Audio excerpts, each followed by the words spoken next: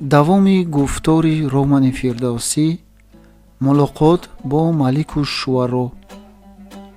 Фирдавсӣ баъд аз он чи дар Ҳирот аз ҳоким дар бораи фармоиши унсурӣ шунид, аз унсурӣ дилаш монда буд. бо ӯ майли вохӯрдан надошт. мехост ки асарашро бидуни тавассути ӯ ба султон гузаронад, вале Маншурӣ ӯро ба вохӯрӣ бо Малику Шуаро розӣ кард. гуфт ки аз пешниҳоди шоҳнома ба мутолиаи унсурӣ чора нест, зеро султон аз ду сар онро ба Малику Шуаро мефиристад ки бихонад ва бигӯяд арзиши он ба чӣ поя аст. дар ин сурат агар шоҳнома аввал ба мутолиаи Малику Шуаро пешниҳод нашавад, вай аз шоир гиламанд шуда ба дилаш буғз хоҳад гирифт. Фирдавсӣ хоҳиш кард ки Маншурӣ аввал унсуриро аз омадани ӯ ба ғазна огоҳӣ диҳад ва пурсад ки ӯ шоирро кай қабул карда метавонад. Маншурӣ рӯзи дигар пагоҳӣ ба даргоҳи Малику Шуаро рафта, ҳалқаи дарашро куфт. кистӣ? аз дарун овози дарбони пире ба гӯш расид. Маншурӣ номи худро гуфт. хоҷа дар хопи роҳатанд, имрӯз бор намедиҳанд. ҷавоб шунид ӯ. бирав бигӯ ки фалонӣ омадааст, хоҷаро фавран дидан мехоҳад. ба бедор кардан иҷозат нест, вақти дигар биёед. бигӯ ки бо як хабари таъҷилӣ омадааст. иҷозат нест, боз гуфт посбон. ҳой қалтабон, қаҳр кард Маншурӣ. ба ту гуфтам ки хабари таъҷилӣ дорам. бирав бигӯ, аз ҷониби Фирдавсӣ омадаанд. Фирдавсӣ? ин ҳамон? бале ҳамон, дар хонаи ман нишастаанд. пирамарди дарбон дар суҳбати шоироне ки гоҳо ба меҳмонии хоҷааш меомаданд, номи Фирдавсиро на як бору ду бор шунида буд. дар он суҳбатҳо дар бораи шоири тусӣ бо таърифу эҳтиром сухан ронда мешуд. вай рафта ба болохона баромада, ба дари ҳуҷраи хоҷа оҳиста ангушт зад. дарро душизаи соҳибҷамоле кушод ки бодбезаки нафисе дар даст дошт. зоҳиран пашаҳоро аз сару рӯи хоҷа ронда нишаста будааст. кас омад. ба хоҷа хабари таъҷилӣ дорам мегӯяд, маълум кард пирамард. кӣ будааст? ин садои қаҳромези хоҷа буд ки аз паси дар шунида шуд. вай бедор будааст. Маншурии шоир аз ҷониби Фирдавсӣ омадам мегӯяд, бо овози тарсолуд ба арз расонид дарбон. ҳарчанд гуфтам ки хоҷа имрӯз фармуда будам ки наё, бедор макун. итоб кард унсурӣ ва паҳлӯ зада рӯ ба девор гардонд ӯ. Малику Шуаро дишаб дар кӯхи бародари султон амир Юсиф буд. дар базм пурсавту садо шабро ба саҳар оварда аз хоб монда буд. саҳарӣ навкаронаш ӯро ба асп савор карда ба манзилаш оварда буданд. вай масту махмур намози бомдодашро хонда, дар ҳол тани гаронашро ба кат афканда буд. нимхобу нимбедор ба сухани дарбонаш дуруст сарфаҳм нарафт. баъди дур шудани ӯ якбора дар зеҳнаш калимаи Фирдавсӣ барқ заду ӯро ба ҳуш овард. бархоста даричаро кушода, аз болохона ба хизматгорон ки дар саҳни сарой ҷумбуҷул доштанд садо кард. дарбонро боз доред. душиза канизаки дар он қарибӣ аз султон расида, султон Маҳмуд канизакон ва ғуломбачагонеро ки ҳокимони маҳаллӣ ба тариқи пешкаш ба вай мефиристоданд, баъди якчанд ҳафта ё моҳ дар хизмати худ нигоҳ доштан ба соҳибмансабон ва надимонаш мебахшид. Канизаки барнои 16-17 сола зеварҳои зарину гавҳаринашро шалдар ба садо дароварда, аз даричаи айвони болохона ба ҳавлии дарун рафт. Унсурӣ ҷомаашро ба китфаш гирифта ба айвон баргашта пурсид: «Кӣ омад гуфтӣ?» «Шоир Маншурӣ», ҷавоб дод Дарбон. «Боз кӣ?» «Танҳо худашон». «Чаро гуфтӣ Фирдавсӣ?» «Ман чӣ донам, аз Мансурӣ шунидаамро гуфтам. Бигӯ дарояд». Маншурӣ ворид шуд. «Ассалому алайкум. Фақир аз ҷониби устод Фирдавсӣ омадам. Устод дирӯз вориди шаҳр шуда ва алон меҳмони фақир мебошанд. хоҳиш карданд, ки омаданашонро ба ҳазрат маълум намояд. мехоҳанд ҳазратро зиёрат кунанд». Маликушшуаро чизе нагуфт. даст ба риш карда якдам хомӯшона дар саҳни сарояш ин су он су қадам зад. ба андеша рафта буд. омадани Фирдавсӣ ба Ғазнӣ ногаҳонӣ ғайри чашмдошт буд.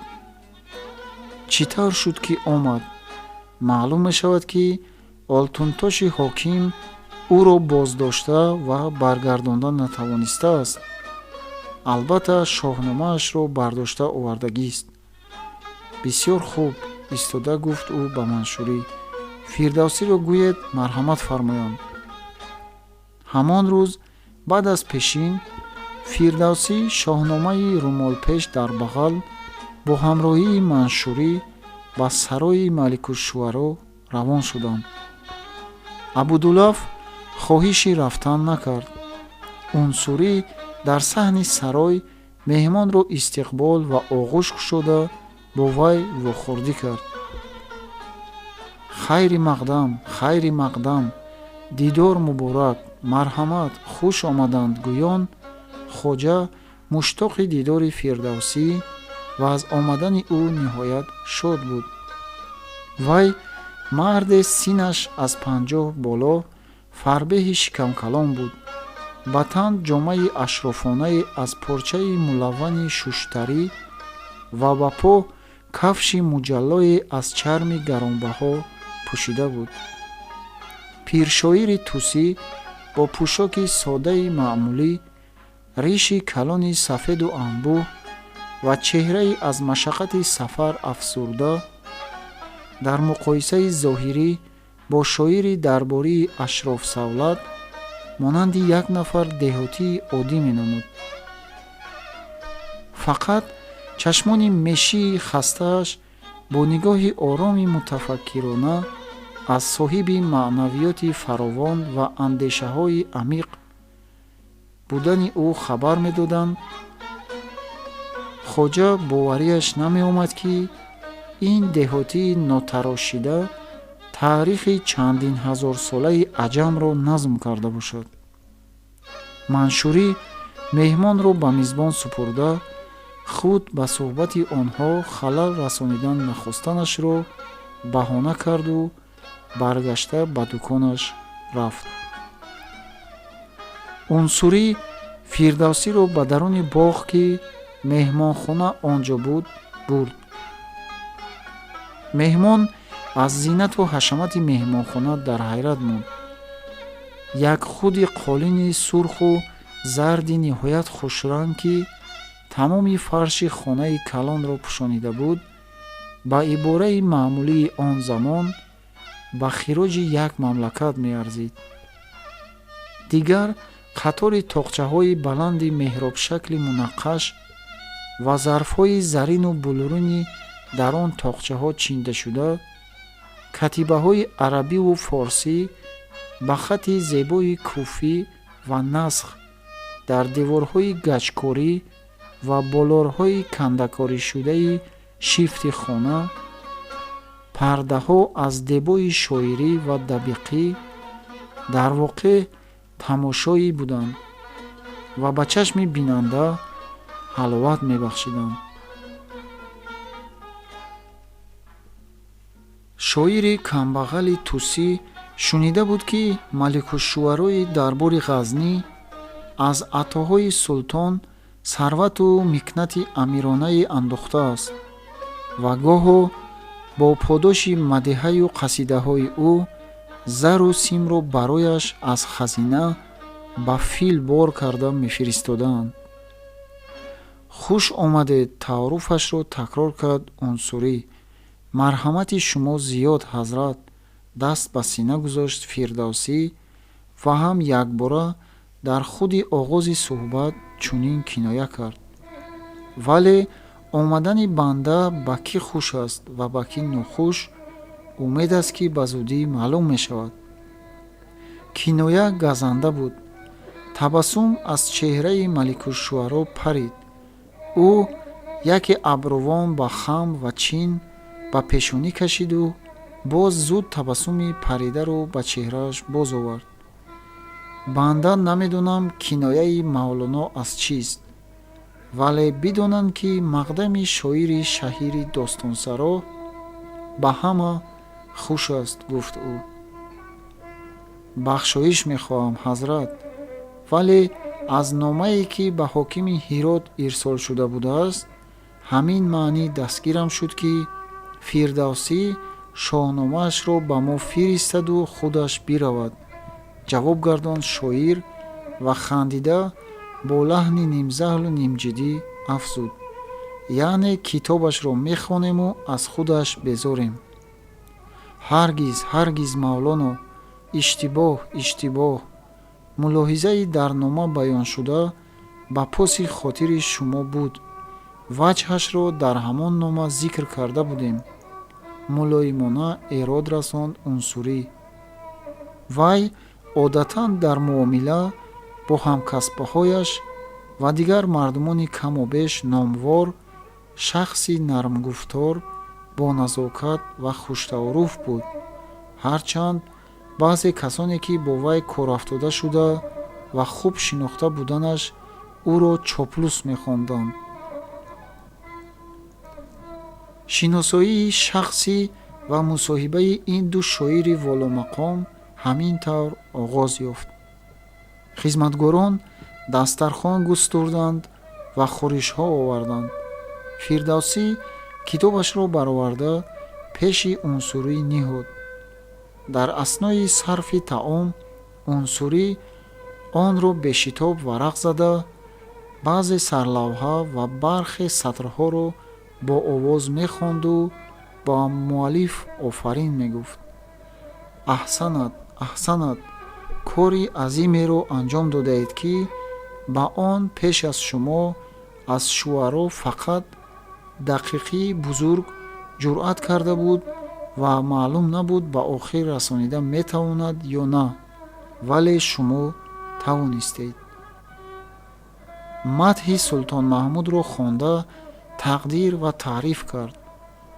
пас он соҳиб аз чигунагии сафари фирдавсӣ ба ин ҷониб аз таърихи таснифи шоҳномаи Мансурӣ, Абдураззоқӣ ва манзуми Абулқосимӣ пурсон шуд.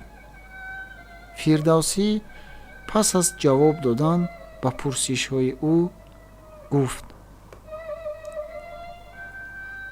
умедворам, ки ҳазрат шоҳномаро манзури назари ҳумоёнӣ мекунад ва ҳамчунин ба қабули он лутфан далолати худро дариғ намедоранд. албатта, албатта, ваъда дод унсурӣ. пас аз баргаштани султон аз сафари ғур китоб ба дарбори олӣ гузаронда хоҳад шуд, вале нахуст ман худ бояд инро мутолиа бикунам, то агар аълоҳазрат аз ҳайси ҳунару санъати суханварӣ ба чӣ мартаба будани асарро пурсанд, банда мулоҳизаи хешро баён карда тавонам.